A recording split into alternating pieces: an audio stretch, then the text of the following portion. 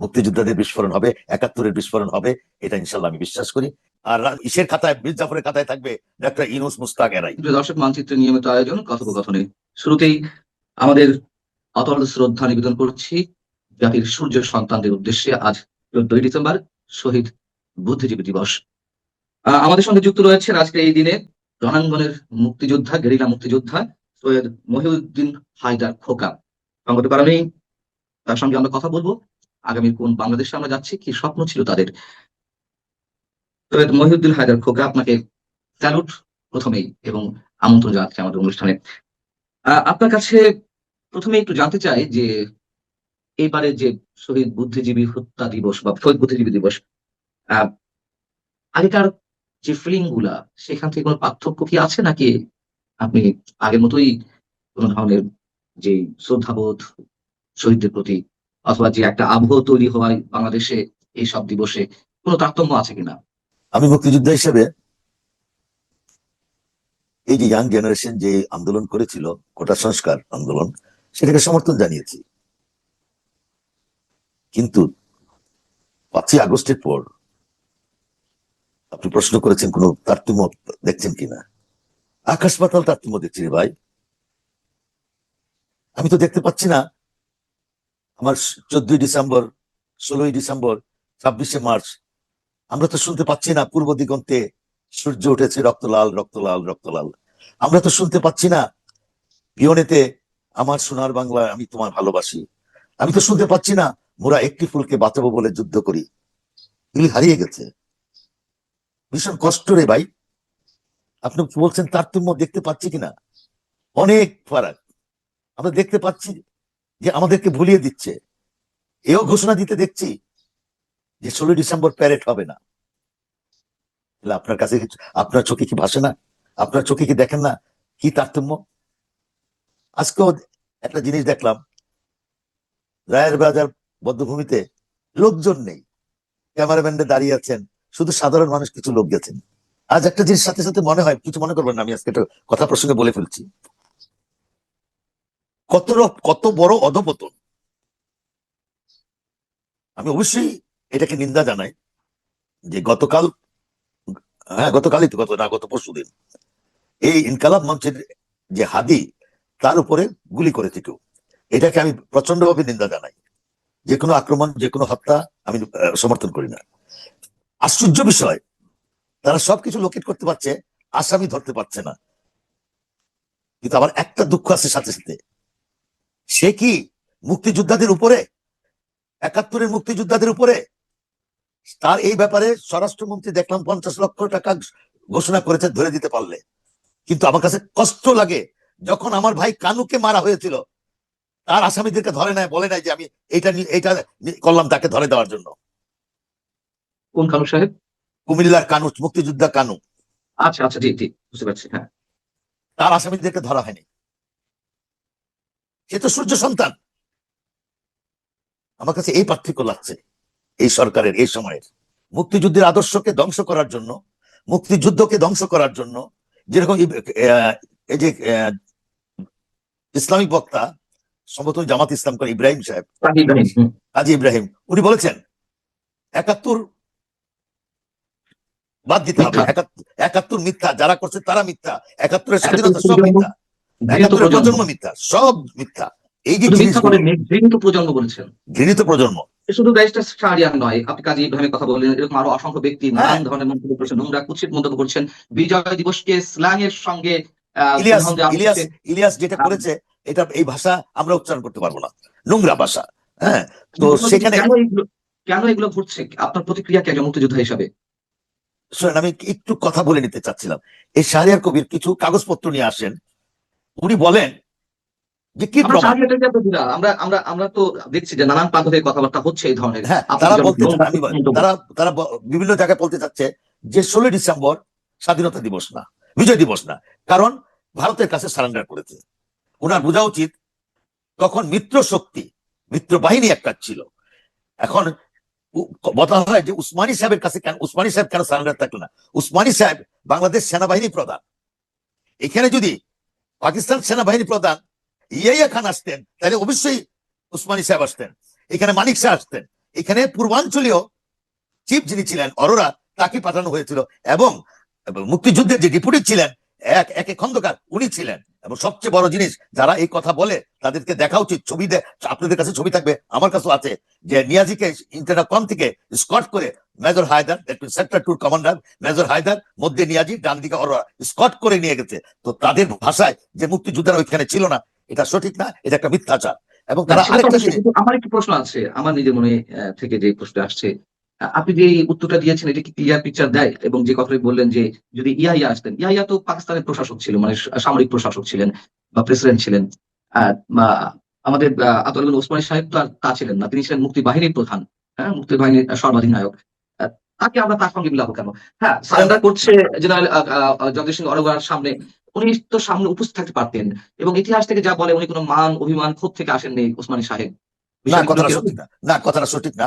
উনি সেনা প্রধান, এই যে আপনি ইয়া খানের কথা বলুন, ইয়া খান যেরকম রাষ্ট্রপ্রধান, পাশাপাশি কিন্তু উনি পাকিস্তান সেনাবাহিনীর প্রধান ছিলেন এবং চিফ তিনি মার্শাল ছিলেন। অ্যাডমিনিস্ট্রেটর ছিলেন।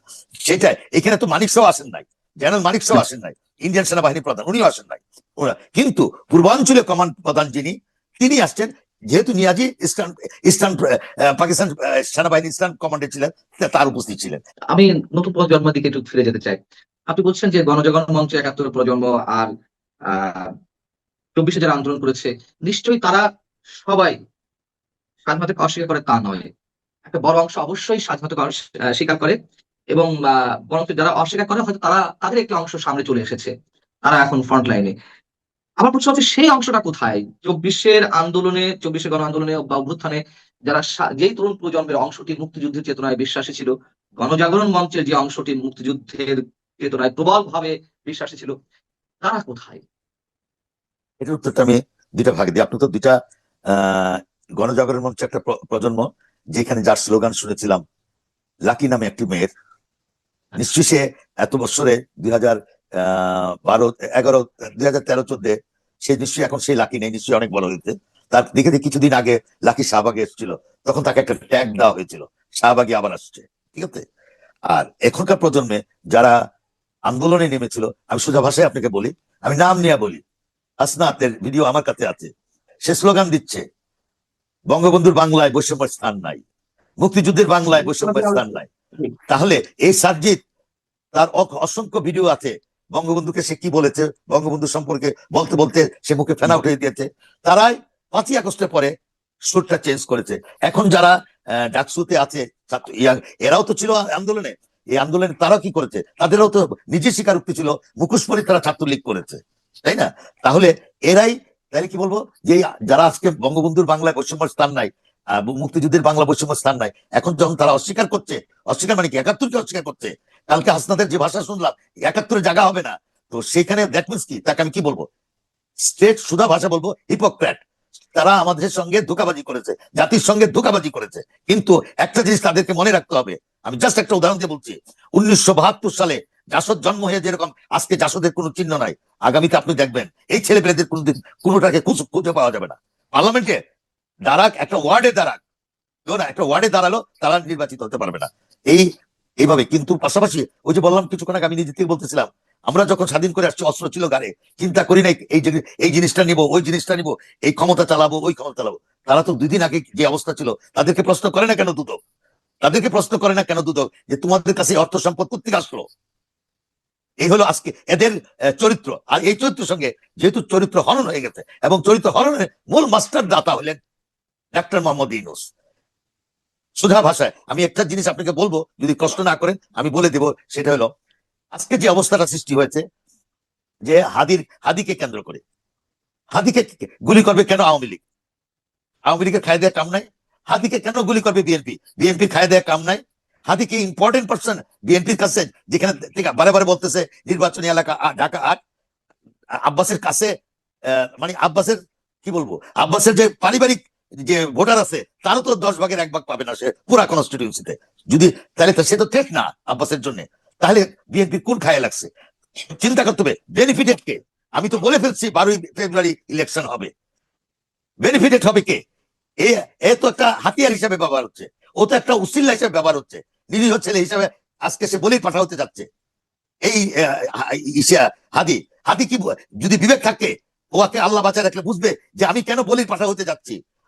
লাভবান হবে কারা দেখেন না, ঐক্যমত দেখার জন্য যে জুস খাওয়া খাওয়াইতে দেখেন না, এখানে লাভবান হবে ডাক্তার ইউনূস। ডাক্তার ইউনূসের কিচ্ছু হবে না, এরকম 10টা হাদিও যদি পৃথিবীতে চলে যায়। কারা করছে তাকে?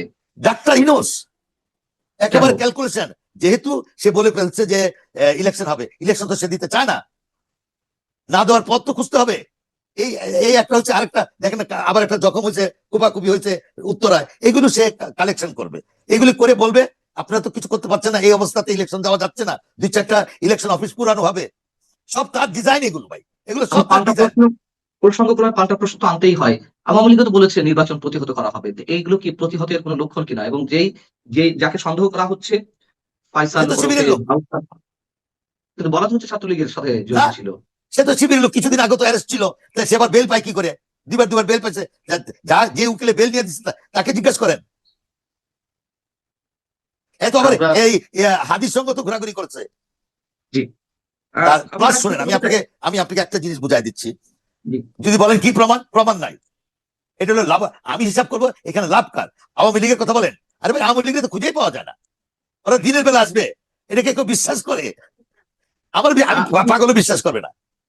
যেহেতু আর বুদ্ধিজীবী এমনি দেখা দিবসে যাচ্ছে, না এমনি দেখা যাচ্ছে বিএনপির উপরে আঙ্গুল উঠাতে চাচ্ছে অনেকে। বিএনপি কি, মির্জা আব্বাস বিএনপির, আমি তো একটা পাগলও বুঝবে মির্জা আব্বাসের কাছে ও কি। একজন মুক্তিযোদ্ধা যখন স্বাধীনতা বিরোধী শক্তির পতাকা তলে, কোন রাজনৈতিক শক্তির পতাকা তলে গিয়ে ভেড়েন, তখন আর একজন মুক্তিযোদ্ধা হিসেবে আপনার প্রতিক্রিয়াটা কেমন হয়? আমি আপনার কাছে, এটা আমি দেখেছি, আমি নামই বলি,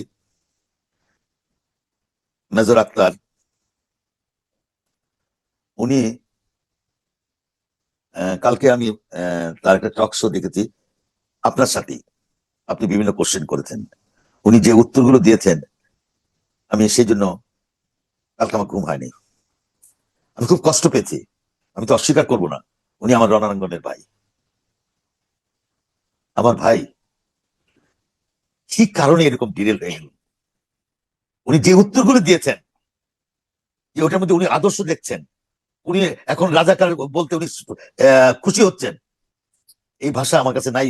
যে উনি কেন হয়েছেন, আমার দুঃখ করা ছাড়া কোনো উপায় নেই, আর কিছু বলতে পারবো না। আমি খুব দুঃখ মর্মাহত, আমাদের কখনো ভাই, আমি খুবই যখন মর্মাহত, খুবই দুঃখ মর্মাহত, তো আমাদের আমার ভাষা নাই। এবং এটা বলবো না যে কেন করেছেন, এটা যদি ওনার আক্তার ভাইয়ের সাথে আমার কখনো দেখা হয়, আমারও প্রশ্ন থাকবে আক্তার ভাইয়ের কাছে, ডাক্তার ভাই কেন আপনার এটাও এই তো বয়সে সত্য। এসে, এই বয়সে এসে আপনার তো কোনো প্রয়োজন ছিল না, দরকার হলে ঘরে বসে যেতেন, রাজনীতি দরকার নাই, আমরা তো রাজনীতি করি না, কি দরকার? আম, আপনি মনে করছেন এখানে যে শুনি, এখানে এটা ভাই বলতে পারবে, আক্তার সাহেব বলতে পারবে, কিন্তু বিভিন্ন জনের কাছে বিভিন্ন রকম কথা শুনি। এটা শুধু কালকে যে ওনার স্টেটমেন্টের পরে তা না, কিন্তু আগের থেকে শুনতেছিলাম আমার শত্রুকে, মুক্তিযুদ্ধের শত্রুকে, চিহ্নিত শত্রু জামাত শিবির। এখন জামাতে আওয়ামী লীগ বিএনপি রাজনীতি করেছে, এটাও সত্য কথা। না না না না না, বিএনপি রাজনীতি করেছে, আওয়ামী লীগ তাকে রাজনীতি তার সঙ্গে জোটবদ্ধ করে না। আওয়ামী লীগ আমার তার পতনের আগে 2রা আগস্ট সম্ভবত নির্বাহী আদেশে তার রাজনীতি বন্ধ করলো, নিষিদ্ধ করলো। এটা তো আরো আগে করতে পারতো, করেনি তো। এটা আরো আগে করতে পারতো। এখানে এই আওয়ামী লীগের তাদের কথা রাজনীতি যদি বলেন, করেছে। আওয়ামী লীগ এটা নিয়ে খেলছে, এই হ্যাঁ, জন্যই তার আমি সেটা খেলার, বলতে চাচ্ছি। আওয়ামী লীগ আপনি এটা নিয়ে বলছেন যে খেলছে। একজন মুক্তিযোদ্ধা যখন এই ধরনের শক্তির পতাকা তলে গিয়ে দাঁড়ান, তখন আপনার কষ্ট হয়। আবার এটাও তো সত্য কথা, স্বাধীনতা বিরোধী শক্তির অনেককেই আওয়ামী লীগ কিংবা বিএনপি তাদের রাজনৈতিক শিবিরে হ্যাঁ, নিয়েছে। পালছে পালছে পালছে, সুদা ভাষা বলবো, শিবিরে নিয়েছে না, পালছে। আওয়ামী লীগও করেছে এই অপরাধ, বিএনপি অপরাধ করেছে, সুজা ভাষায়। ভাই আমি একটা কথা বলি, আমরা মুক্তিযোদ্ধা, এই একটা আমাদের পরিচিত, ইনশাল্লাহ আহ এই মুক্তিযোদ্ধারা থাকতে, আমি কয়েকটা জায়গাতে বলেছি যে এই মুক্তিযোদ্ধারা থাকতে তাদের আর হবে না। একটু জানতে চাচ্ছি যে এই যে যখন 71কে নিয়ে, মুক্তিযুদ্ধকে নিয়ে, মুক্তিযোদ্ধাদেরকে নিয়ে নানান ধরনের স্ল্যাং, নানান ধরনের আপত্তিজনক মন্তব্য করা হচ্ছে, কেন করা হচ্ছে এবং এগুলো শোনার পর আপনাদের প্রতিক্রিয়া কি কি হয় এবং আমরা কোন দিকে যেতে চলেছি? আমাদের প্রতিক্রিয়া বা আমার প্রতিক্রিয়া যদি বলি, আমার প্রতিক্রিয়া যেটা হবে, আমার মুক্তিযোদ্ধা ভাইদের, প্রত্যেকটা মুক্তিযোদ্ধাদের একই প্রতিক্রিয়া আসবে। তারা যেভাবে, এটা তো তাদের আগে থেকে প্ল্যান, তারা তো সেই 71 সালে পরাজয় হওয়ার পর থেকে তারা তো ঘাপটি মারে বসেই ছিল, কখন সুযোগ পাবে, কখন সুযোগ পাবে, সেই সুযোগের অপেক্ষায় আজকে তারা 5ই আগস্ট, গত বছরের 24শে 5ই আগস্ট তারা পেয়েছে। এখন তারা সামনে এসছে, তারা মুক্তিযুদ্ধকে মুছে ফেলতে চাচ্ছে, তারা চেষ্টা করছে, তারা সংবিধানকে মুছে ফেলবে, তারা চেষ্টা করছে, তারা তো করবেই। কিন্তু ইনশাআল্লাহ আমরা প্রতিহত করছি, আমরা করে যাবই। শোনেন, ইতিহাসকে কেউ মুছে ফেলতে পারবে না। যদি আজকে 1757 সালে যান, তখন 3টা ব্যক্তির নামই আসবে, সিরাজদৌল্লা, লর্ড ক্লাইভ, মির্জা জাফর। আরো 100 বছর পরে, 50 বছরে এই ইতিহাস আসবে, নাম আসবে বঙ্গবন্ধু, জামাত শিবির স্বাধীনতা বিরোধী, আর ইসের খাতায়, মীর জাফরের খাতায় থাকবে ডাক্তার ইউনূস মুশতাক এরাই। আর অন্য কোনো নাম থাকবে না। এই ইতিহাসকে বুঝতে পারবে না কোনোদিন। এটা ঠিক যে আমরা হারবো না, হারি নাই। মুক্তিযুদ্ধ যখন করেছি তখনও আমরা আমাদের মনোবল নিয়ে, শক্ত নিয়ে করেছি। এখনো আমরা মনোবল শক্ত আছে। আমাদেরকে মানে ওভারটেক করে, বাইপাস করে ইউনূস সাহেবের সেই ক্ষমতা হবে না। এই যে আজকে যতগুলো অপকর্ম করছে, এই অপকর্মগুলোই সরকার যে করাচ্ছে, হাদির উল্লেখ করে বলে, এই অপকর্মগুলি কিন্তু আমরা যাতে সামনে না আসতে পারি এজন্যই করাচ্ছে। আপনি মুক্তিযুদ্ধ বললেই তো একটা ট্যাগ লাগাই দিয়ে যাবে আওয়ামী লীগ, মুক্তিযুদ্ধকে আওয়ামী লীগ, এটা হইলো নাকি?